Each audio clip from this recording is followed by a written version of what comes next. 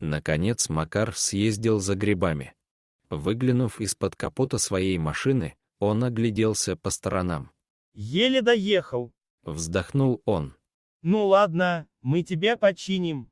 Пробормотал он, пытаясь завести свою старую Ниву. В конце концов, до места оставалось совсем немного, хотя отечественный автопром снова подвел. Зато как здесь красиво. Подумал парень, снова оглядевшись вокруг. Где-то внизу шумела горная река, неся свои кристально чистые воды, а вокруг шумели деревья, упираясь верхушками в самое небо. Некоторые из них уже надели яркие осенние наряды, хвастаясь перед остальными. Им и в голову не приходило, что скоро придется их сбросить. Какой чудесный воздух! Кажется, только он может излечить от многих болезней современного городского жителя, легкие которого привыкли фильтровать городской смог и копоть.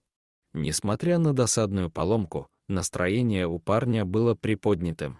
Он был уверен, что справится с ремонтом своей старушки, как делал это не раз. К тому же цель поездки собрать грибы никуда не делась. Макар очень любил соленые грузди со сметаной и жареным картофелем. Ради такого удовольствия можно и погулять по лесу, тем более если это доставляет радость. С этими мыслями Макар вытащил голову из-под капота и обомлел. Прямо перед ним стоял огромный бурый медведь и смотрел на него. Мужчина инстинктивно отступил, лихорадочно соображая, что делать. От медведя не убежать, это было очевидно. Притвориться мертвым. Но подействует ли это, ведь хищник уже видел его живым. Да и выдержат ли нервы добровольно отдаться на милость огромному зверю? В голове мелькнуло множество мыслей о спасении, но не найдя ничего лучше, парень бросился к берегу реки и, оттолкнувшись от края, нырнул в бурлящую горную реку. Холодная вода обожгла кожу, заставив забыть о теплом солнце. Вынырнув, Макар жадно вдохнул воздух. Но выбраться на берег не получалось. Бурный поток уносил его за собой, бросая о камни. Но хуже всего было то, что, оглянувшись, он увидел, что медведь преследует его. Глаза Макара расширились от ужаса. Теперь шансов выжить почти не было. Если не утонет, так медведь съест. Его мозг не мог найти выхода. На следующем повороте реки его снова ударило о камень, и он потерял сознание. Очнувшись, мужчина увидел, что лежит на берегу. Быстро сев, он пытался отдышаться. Вода стекала с него ручьем. Значит, это было не сном. Но как он выбрался? Подняв глаза, Макар увидел ответ. Рядом снова стоял медведь и смотрел на него. «Чего тебе надо?» — крикнул Макар, понимая, что зверь мог убить его, но не сделал этого. Медведь зарычал в ответ, вытягивая шею и показывая клыки. И только теперь Макар заметил, что шею медведя стягивает колючая проволока, впившаяся в кожу. «Вот оно что!» — удивился парень. «Я дурак, не мог понять, чего ты хочешь», — пробормотал он себе под нос. Видимо, месяц или больше назад медведь попал в ловушку, но вырвался, порвав проволоку. Но петля на шее осталась. Теперь, когда медведь вырос и набрал вес, она впилась в кожу, причиняя боль. «Бедный ты, бедный», теперь Макар пытался заговорить медведя, чтобы тому в голову не пришла мысль полакомиться им. Неизвестно, насколько действенным оказался его метод, но животное послушно ожидало, когда же человек сможет ему помочь. Судорожно пошарив по карманам, парень с облегчением нащупал пассатижи, которые помогали ему в ремонте автомобиля. Взяв в руку инструмент, Макар долго смотрел на медведя, никак не решаясь подойти к нему вплотную. Уж очень грозно выглядел дикий зверь. Но все же, совладав с нервами и про себя попросив о помощи всех своих ангелов-хранителей, парень подошел к животному. Проволока уже настолько плотно обхватила шею медведю, что Макару пришлось постараться, чтобы просунуть под нее пассатижи. Но все же ему это удалось. В следующий момент раздался щелчок, и железные путы распались надвое, освободив могучую шею своего узника. Медведь, кажется, тут же почувствовал облегчение, довольно заворчав. Макар отошел на несколько шагов от хозяина леса, ожидая, что же тот будет делать дальше.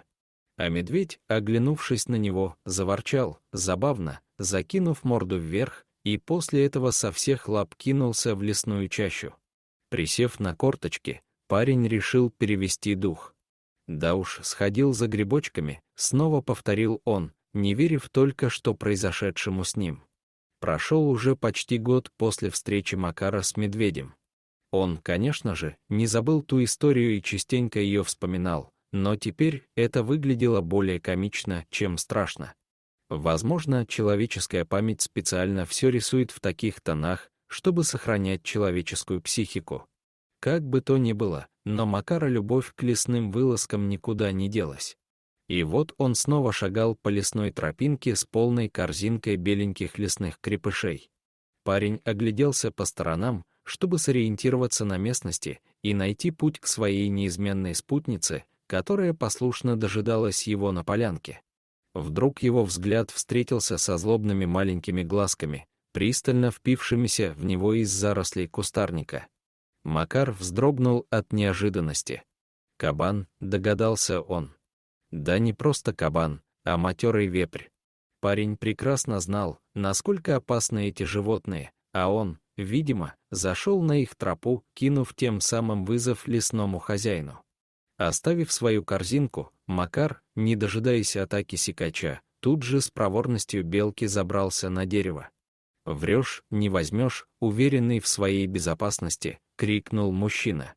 Кабан вышел из своего укрытия и, задрав свою тупую морду, начал присматриваться к сопернику. По всей видимости, он абсолютно не собирался уходить и решил взять противника измором. Иногда казалось, что сикач уже забыл о своей жертве. Он ходил вокруг дерева, рылом ковыряя почву и выискивая там что-то съестное. Но как только Макар делал малейшие движения, он тут же оказывался рядом, иногда даже нетерпеливо повизгивая. Тело мужчины уже начало затекать от неудобной позы.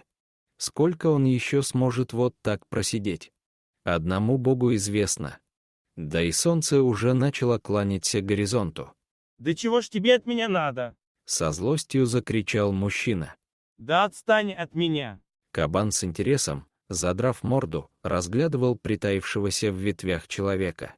Но даже и не думал уходить. Отчаяние накатывалось на мужчину.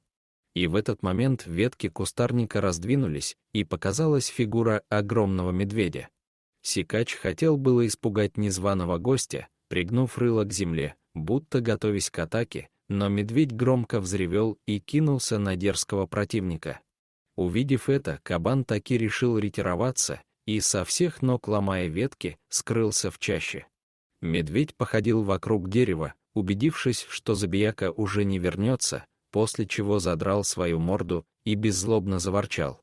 И только сейчас до Макара дошло, что это тот самый медведь, которому он когда-то помог.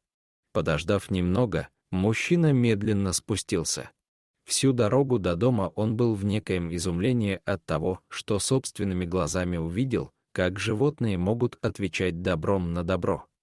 Друзья, если вам понравилась история, обязательно напишите комментарий и подпишитесь на канал. Спасибо.